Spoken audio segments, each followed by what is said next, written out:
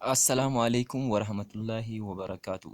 Tole egaa har'aan tana kan waliin ilaallu barnoota herregaa kutaa torbaffaati. Egaa yeroo dabree boqonnaa lammaffaa barnoota kutaa torbaa barnoota herregaa eegallee turre. Mee har'aas bakkuma gaafa san itti dhaabne irraa haa eegallu.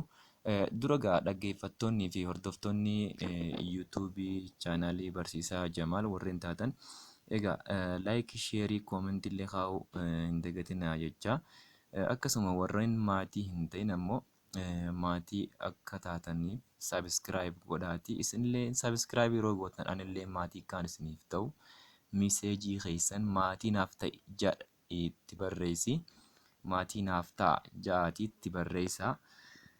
Anis achumaan maatii akkaan isiniif ta'uuf sabiskiraayib waliif godhuun bu'aa qaba mataansaa waan ta'eef. Egaa waan kana namoonni baay'een hin beekan waliif guddisuu kana nu hafa ganaa osoo namoota biraa ta'anii baay'ee sabiskiraayib waliif godhuu irratti wal guddisaa jiran namoonni baay'een namoonni xiqqoo hubannoo qabanii. Kanaaf hubannoo akkasii sabiskiraayib bakka jettu san namoonni sabiskiraayib waliif hin godhin sabiskiraayib akka waliif gootanii wal jajjabeessitan jecha. Egaa achumaan mee tole haatti seennu gara qabiyyee barnoota keenya har'aati. Yeroo dabree boqonnaa lammaffaa irraa eegallee hanga boqonnaan lama mata dureen isaatis lakkoofsa intiijarii kan jedhu ture. Lakkoofsi intiijariitis sarara lakkoofsaa irratti zeeroo irraa kanneen sarara lakkoofsaa irratti yoo argisiifnu zeeroo irraa zeeroos qabatee harka mirgaa kanneen jiranii fi harka bitaa kanneen jiran negatiividhaa fi poozitiivis of keessatti qabataa jechuudha lakkoofsi intiijarii. Lakkoofsi intiijarii kun negatiifaaf poozitiifaas akkasuma zeeroos of keessa qabata jechuun. Egaa sarara lakkoofsaa tokko akkana kaafne handhuura isaa irratti zeeroo goonee karaa harka mirgaatti lakkoofsota poozitiivii keenyee takka 2 3 4 jennee karaa harka bitaatti immoo lakkoofsa negatiivii negatiiva takka negatiiva 2 negatiiva 3 itti fufaa jechuu karaa kanaan karaa bitaatiinis karaa mirgaatiinis itti fufaa. Kuni lakkoofsa intiijarii ta'uusaan nu agarsiisa. Egaa lakkoofsi intiijarii kunis lakkoofsa hundaa lakkoofsa lakkaawwitis of keessaa qaba jechuu nutti agarsiisa. Kanneen laallee turre jechuudha yeroo dabre sarara lakkoofsaa irratti intiijaroota waliin madaaluu fi tartiibessuu kan jiru isa kanallee laallee turre. Sarara lakkoofsaa irratti intiijaroota waliin madaalchisuuf intiijaroota kennaman sarara lakkoofsaa irratti kaa'uudhaan ta'a ja'a. Yoo waliin madaalchifnu intiijarii kenname san sarara lakkoofsaa irratti eega keenye kamtu irra xiqqaa kamtu irra guddaa sarara lakkoofsaa sana irratti ilaallee murteessuu dandeenya jechuudha. Mee hubadhu intiijaroonni lama sarara lakkoofsaa irratti tokko karaa mirgaa zeeroo tokko immoo karaa bitaa zeeroo yoo jiraatan yeroo hunda inni karaa mirgaa zeeroo jiru irra guddaa isa karaa bitaa zeeroo jiruuti. Inni isuma amma dubbanne jechuudha. Lakkoofsi sarara lakkoofsaa irra karaa mirgaa jiru isa karaa bitaa jiru irra guddaadha. Kana jechuun negatiivaa fi poozitiiva yoo wal dorgomsiifne poozitiivaatu irra guddaadha jechuudha. Intiijaroonni lama sarara lakkoofsaa irratti zeeroo irraa kallattii wal fakkaataa irratti yoo argaman inni gara mirgaa jiru irra guddaa isa gara bitaa jiruuti. Kana jechuun sararuma lakkoofsaa irratti sararri kun ni mul'ata. Walakkaa isaatti zeerootu jira. Zeeroo tanarraa karaa harka bitaatti yoo jiraatan kallattii tokkorra jiru jechuudha. Kana jechuun inni kallattii tokkorra jiru kunilleen yoo amma negatiiva 3 fi negatiiva 2 yoo waliin madaalchifne inni karaa harka mirgaa jiru negatiiva 2tu irra guddaadha jechuudha. Kana jechuun lakkoofsi negatiivaa lakka yookiin adaduma dabalaa adeemuun xiqqaachaa adeemaa jechuudha. Zeeroo irraa fagaachaa yeroo adeemu dabalaa adeemaa jechuudha. Garuu zeeroo irraa harka mirgaa kan jiran intiijarii poozitiivii ta'ee dabalaa lakkuma deemuun guddachaa adeemaa jechuudha. Egaa sarara lakkoofsaa irratti waliin madaalchisuu ni dandeenya jechuudha. Inni itti aanu mee fakkeenyi kennamee negatiiva 3 fi 2 sarara lakkoofsaa irratti akka armaan gadiitti mul'isuu dandeenya jedha. Sarara lakkoofsaa irratti kallattii garaagaraa irra kan jirudha amma kun. Kana jechuun negatiiva 3 fi 2 kallattii garaagaraa irra jira. Inni karaa mirgaa jiru kun 0 irraa karaa mirgaa jiru kun yeroo maraa'u irra guddaa ta'a jechuudha. Inni immoo karaa bitaa jiru kun 0 irraa irra xiqqaa ta'a. Yoonii fi kallattii tokkorra jiraate fakkeenyaaf negatiiva 5 fi negatiiva 10 yoo waliin madaalchifne negatiivni 5 karaa 0tti ol aana. Kanaafuu negatiivni 5 irra guddaa negatiiva 10ti jechuudha. Kana jechuun namni tokko yoo qarshii 10 sirraa qabaatee fi yoo qarshii 5 sirraa qabaate garaagarummaa qaba.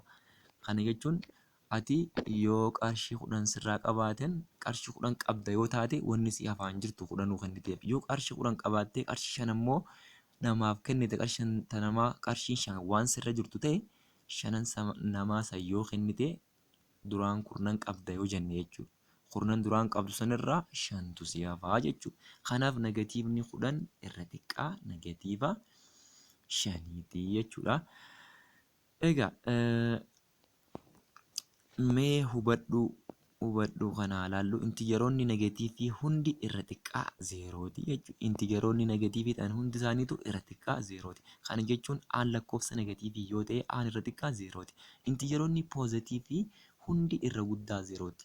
Kana jechuunis lakkoofsi poozitiivii aan lakkoofsa poozitiivii yoo ta'e aan san irra guddaa 0ti jechuudha.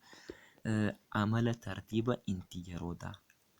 tartiiba intijerootaa irratti lakkoofsi intijerii guddaaf masaanuun isaa xiqqaadha. Guddaadhaaf masaanuun isaa xiqqaadha. Kana jechuun A fi B'n intijerootaa fi yoo aan irra guddaa baate yoo negatiiva goone isaan lachuu aan duraan irra guddaa ture irra xiqqaa ta'a jechuudha. Fakkeenyaaf fakkeenya 10ffaa A irratti kan kennamee jiru yoo 9 irra guddaa 5 ta'e isaan lachuu sara takka yoo negatiiva wal faana taasifne 9 san irra xiqqaa negatiivni 9 irra xiqqaa negatiiva 5 ta'a jechuudha. Intijeroonni 2 A fi B kamiifuu kanneen armaan gadii keessaa tokko qofaatu dhugaadha jedha. Intijeroonni 2 A fi B kamiyyuu yeroo mara tokko dhugaa ta'a. Kana jechuun A fi B yoo kennaman intijerii tokko irratti A fi B ta'anii yoo kennaman isaan lachuu intijerii yoo jenne A fi B yookaan wal qixa ta'a yookaan A'tu irra guddaa ta'a yookaan B'tu immoo irra guddaa ta'a jechuudha. Adeemsa sadeen kana keessaa tokkuma fudhata. Intijeroonni 3 A, B fi C kamiifuu yoo A'n irra xiqqaa B fi B'n irra xiqqaa C ta'e A'lleen irra xiqqaa C ta'a jechuudha. Kana jechuun fakkeenyuma 10ffaa B irratti kan kennamee jiru negatiivni 23 irra xiqqaa negatiiva 17ti. Negatiivni 17 immoo irra xiqqaa negatiiva 12ti. Kana jechuun negatiivni 23 illeen irra xiqqaa negatiiva 12 ta'uusaa nu agarsiisa.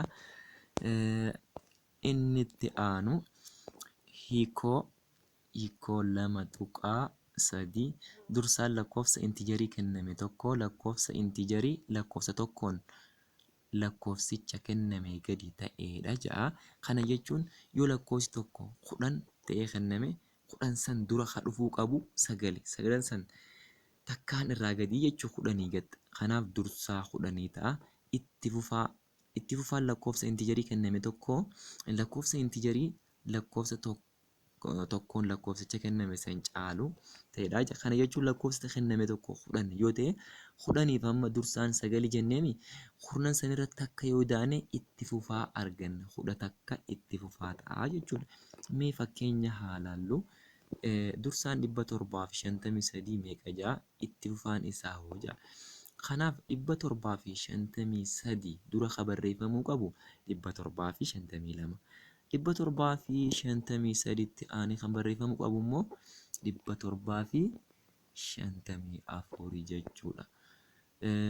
Akkasuma dursaan dhibba takkaa negatiiva dhibba takkaa fi 20 meeqa jaa itti fufaan isaa hoo jaa.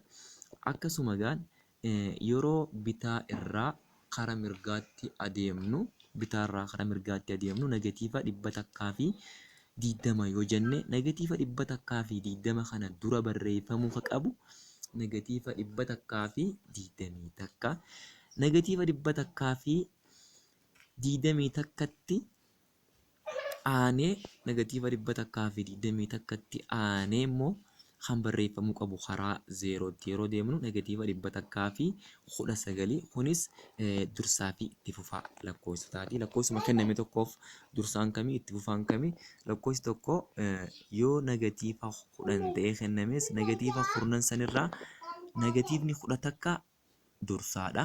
Maaliif bitaarraa kana mirgaa deemna waan ta'eef negatiivni 10 itti aanee immoo karaa harka mirgaatti kan dhufu negatiiva 9 jechuudha karaa zeerootti yeroo deemnu. Kanaaf waa'een dursaa fi itti fufaa kana yoo ta'u mee yeroo itti aanutti ida'uu fi hir'isuu intijeerotaa kan jedhuun hanga walitti deebinutti nagayaan nuuf turaa nagayaan naaf jiraadhaa.